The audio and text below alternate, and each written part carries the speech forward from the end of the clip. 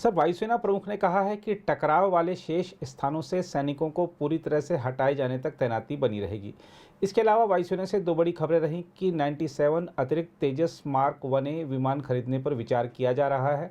साथ ही आखिरी बार वायुसेना दिवस परेड में शामिल होने को MiG-21 लड़ाकू विमान तैयार है। इसे कैसे देखते हैं? नहीं जी, देखिए जो वायुसेना प्रमुख का जो अभी बयान तो क्या, इन्होंने मीडिया इंटरेक्शन था उनका 8 तारीख को, जैसे आपको पता है कि भारतीय वायुसेना दिवस है, IF इंडियन एयरफोर्स डे है, और उसी के उस पर मौके पर उनकी बातचीत हो रही थी, इंटरेक्शन हो रहा था। और उनका पूरा फोकस था कि आजकल की जो माहौल है, जो दुनिया में चल रहा है, उसमें जो एयर वारफेयर है ये बहुत इम्पॉर्टेंट हो गया है। आप देख रहे हैं, चाहे वो यूक्रेन था, इराक था, जो भी कहीं भी है, और उसमें वही सिर्फ वही नहीं, एयर वारफेयर में उसके साथ स्पेस वारफेयर है, साइबर वारफेयर है, जो ट्रांसपोर्ट है, लॉजिस्टिक्स है, जो थल सेना है, आर्मी है, उनकी जब सहायता, उनके सपोर्ट में, उनके ऑपरेशंस में, उनके ट्रांसपोर्टेशन में, लॉजिस्टिक्स में, ये कई चीज़ें हैं। और यही नहीं कि सिर्फ लड़ाई के माहौल में, पीस टाइम में भी आप देखते हैं कि हमने कई बार देखा है कि चीन या पाकिस्तान के एयरक्राफ्ट जो है हमारा जो भी एरिया था उसके अंदर तक या बहुत नज़दीक तक आते थे। हालांकि कुछ सालों से वो ऐसी रिपोर्ट्स नहीं आ रही हैं, पहले बहुत ज़्यादा आते थे। तो ये सब चीज़ें हैं जो कि बहुत ज़रूरी हैं। एक एयर जो पावर है बहुत इम्पॉर्टेंट पावर बन गया है अभी आज के माहौल को देखते हुए, और उसी के बारे में वो बातचीत कर रहे थे। जहाँ तक कि खास करके LAC की जो बात कर रहे थे, जहाँ सैनिकों को अभी हटाया नहीं जाने की जो बात का आप कह रहे थे, उसका मेन मकसद यही था। चूँकि इसमें कोई दो राय नहीं है कि चीन अभी भी हमसे आगे है LAC के ऊपर, उसकी आर्मी, थल सेना, या जो उसकी एयरफोर्स है, वो दोनों हमसे ज़्यादा है। वहाँ पर उसने काफ़ी ज़्यादा इंफ्रास्ट्रक्चर अपग्रेड कर रखा है, हम अभी कर रहे हैं, और थोड़ा समय लगेगा हमको वहाँ तक पहुँचने में, लेकिन काम चल रहा है, काम हो भी रहा है, हो भी गया है कई जगह। जितने उसने अपने ट्रुप्स आगे कर रखे हैं, लॉजिस्टिक्स उसने काफ़ी आगे बढ़ा ली हैं, उसका टर्न अराउंड जो टाइम होता है वो बहुत कम हो गया है, बहुत जल्दी मोबिलाइज कर सकता है। उसके एयर पावर उसने काफ़ी आगे कर रखी है, काफ़ी उसने एयरफील्ड्स बना रखी हैं लद्दाख में, जहाँ पहले नहीं था। अब काफ़ी ज़्यादा, आपको हम पहले भी इस बारे में बात कर चुके हैं। तो ये देखते हुए बहुत ज़रूरी है कि हमारा जो निगरानी या सुरक्षा तंत्र है एयरफोर्स का, वो बना रहे, और वो कंटिन्यूअस 24/7 वहाँ निगरानी करता रहे, जिसकी बात उन्होंने की है। जहाँ तक एयरफोर्स का सवाल है, आपको देखिए उन्होंने बड़ा साफ बोला है, पहले से बोला गया था कि हमें 42 स्क्वाड्रन्स की ज़रूरत है, जिसमें अभी पहले 31 थे, 2 अभी शामिल हुए थे तेजस, जिसमें 40 करीब आए थे, 40 में से 16 32 गए हैं, 2 स्क्वाड्रन्स, तो 33 स्क्वाड्रन अभी हो चुके हैं, 9 अभी और स्क्वाड्रन्स चाहिए। 40 में से 8 जो विमान तेजस लिए गए थे वो ट्रेनिंग के थे। तो ऐसे करके अभी जो उन्होंने बोला है कि तकरीबन 97 और LCA तेजस लिए जाएंगे, और तेजस से जो होंगे बैकबोन होंगे हमारे एयरफोर्स के। तो इसलिए जो है टोटल तकरीबन 180 तेजस विमान हो जाएंगे, जिनका ऑर्डर अभी है, जिनको लिया जाना है।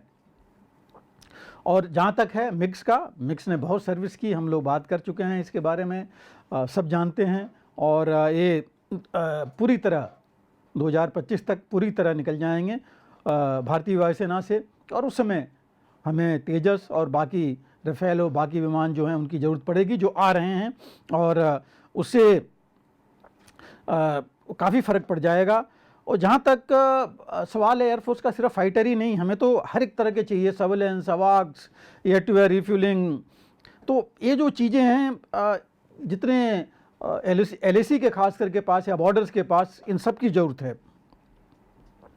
उन्होंने ये भी कहा है कि कई जगह हम ज़रूर पीछे हैं, थोड़ा कम हैं अपने जो यार मैं कहूँगा सीधा कि चीन से, लेकिन उन्होंने कहा है कि हमारे प्लान्स बहुत डायनेमिक हैं, हम अपने टैक्टिकल रिसोर्सेज में थोड़ी कमी है कुछ जगहों पर, लेकिन अपनी टैक्टिक्स और जो हमारे प्लान्स हैं उनको जो है हम फ्लेक्सिबल रखेंगे, जिससे कि जहां हमारी थ्रेट होती है हम जो है वहां पर अपनी जो ज़रूरत है उसके मुताबिक एक्शन कर सकें।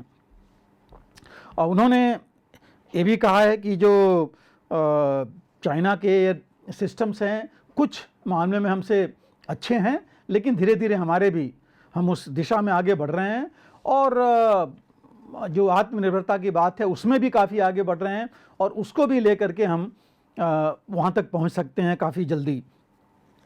उन्होंने इंडो पैसिफिक की बात की कि हमारे पास हमारी ताकत जो वायुसेना की है ऐसी होनी चाहिए कि हम फारदेस्ट मतलब बहुत दूर तक पहुँच सकें, जल्दी पहुँच सकें, और सबसे तेज़ और सबसे जो भयानक हमला है वो हम कर सकें।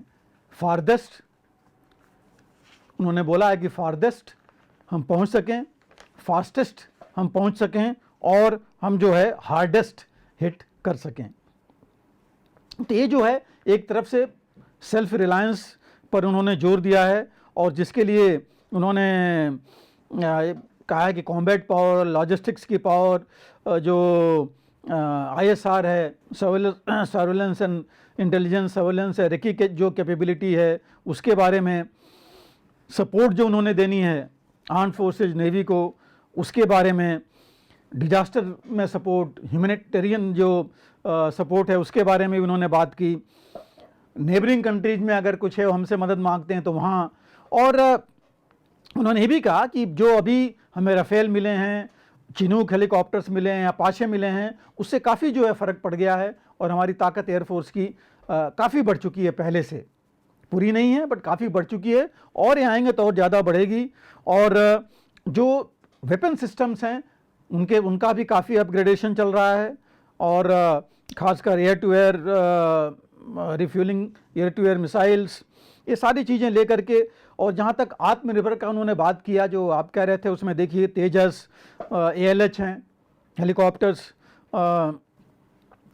जो नेत्र आकाश सरफेस टू एयर मिसाइल्स हैं, ब्रह्मोस है, एयर डिफेंस रडार्स हैं जो इंडियनस हमारे पास हैं। अभी ट्रांसपोर्ट एयरक्राफ्ट C-295 भी आया है जिसका असेंबलिंग और मैन्युफैक्चर भारत में होने लगेगा, तो उससे जो है काफ़ी कैपेबिलिटी बढ़ेगी।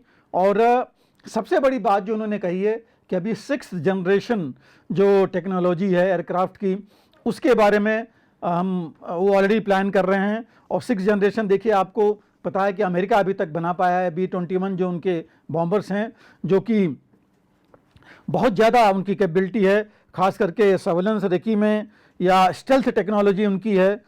स्टेल्थ टेक्नोलॉजी बहुत अच्छी है, अपने आप को वो बचा सकते हैं, इवेड कर सकते हैं रडार्स या मिसाइल्स को, और अपने मुकाम पर काफ़ी आगे जाके, काफ़ी डीप जा कर के और अपना जो दिया हुआ उनका टास्क है उसको करके आ सकते हैं। तो इसमें भी काफ़ी जो है आगे बढ़ने की बात उन्होंने कही है कि इसमें जो बाकी बाधाएं हैं CDS की वजह से, जॉइंट कमांड्स जो भी बनने जा रहे हैं उसकी वजह से, और एयर डिफेंस कमांड है जो भी बनने जा रही है, उससे ताकत हमारी काफ़ी बढ़ जाएगी इस क्षेत्र में।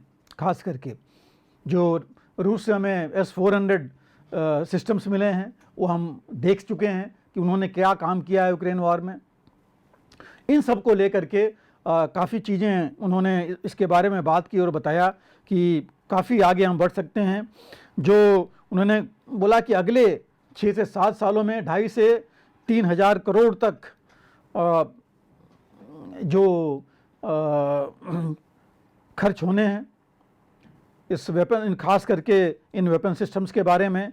और ये भी उन्होंने कहा कि ये हमारे नॉलेज में है कि पाकिस्तान जो है चीन से JF-17 ले रखा है, और JF-18 एयरक्राफ्ट की जो चाइनीज़ है वो भी उसके पास आ रहे हैं।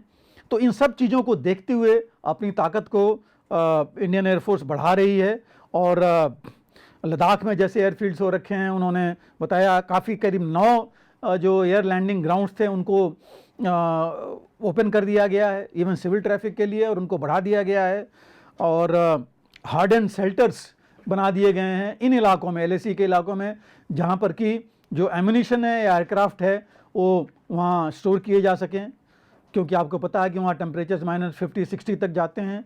तो ये जो वेपन सिस्टम्स हैं या बाकी सिस्टम्स हैं उनको वहाँ स्टोर करना, रखना, उनका मेंटेनेंस के लिए ये अरेंजमेंट्स हो रखे हैं। तो इससे भी काफ़ी ज़्यादा फ़र्क पड़ेगा। एक उन्होंने ये भी बताया कि करीब 156 लाइट कॉम्बैट जो हेलीकॉप्टर्स हैं प्रचंड, वो भी जो है 45,000 करोड़ के कॉन्ट्रैक्ट है जो HAL से खुद ही हैं अपनी कंट्री में बन रहे हैं, वो लिए जाएंगे। जो Su-30s जो आए थे रूस से, उनका भी अपग्रेडेशन चल रहा है। जो बैलिस्टिक मिसाइल है प्रलव पर भी काफ़ी काम चल रहा है और वो जल्दी शामिल हो रही है। तो इस हिसाब से इसके अलावा मल्टी रोल जो फाइटर एयरक्राफ्ट की डील है जो फ्रांस के साथ है, ये भी जल्दी हो जाएगी। तो ये सारा देखते हुए ये वायुसेना के लिए एक बहुत बड़ी बात होगी और वायुसेना हमारी काफ़ी सक्षम हो जाएगी। पहली बात, अपने आप को इतनी ताकतवर बनाने में कि वो अपनी तो जो हमारी देश की ज़रूरतें हैं वो पूरी करें, और बाकी जगह भी अगर जाना है वहाँ अपना मिशन को पूरा कर सके। और आपने देखा इतनी ज़्यादा जो अभी अपग्रेडेशन हुआ है वो नहीं हुआ था तभी बालाकोट स्ट्राइक्स हुई थी, और किस तरह हुई हम सब जानते हैं। तो ऐसी जो है बाहर कहीं भी करने के लिए हमारी एयरफोर्स कैपेबल हो जाएगी अगले कुछ सालों में। अगर आप भी लेना चाहते हैं देश दुनिया की तमाम जानकारी तो आज ही सब्सक्राइब करें हमारे चैनल को। साथ ही नीचे दिए बेल आइकन को जरूर दबाएं ताकि हर अपडेट आप तक पहुंच सके।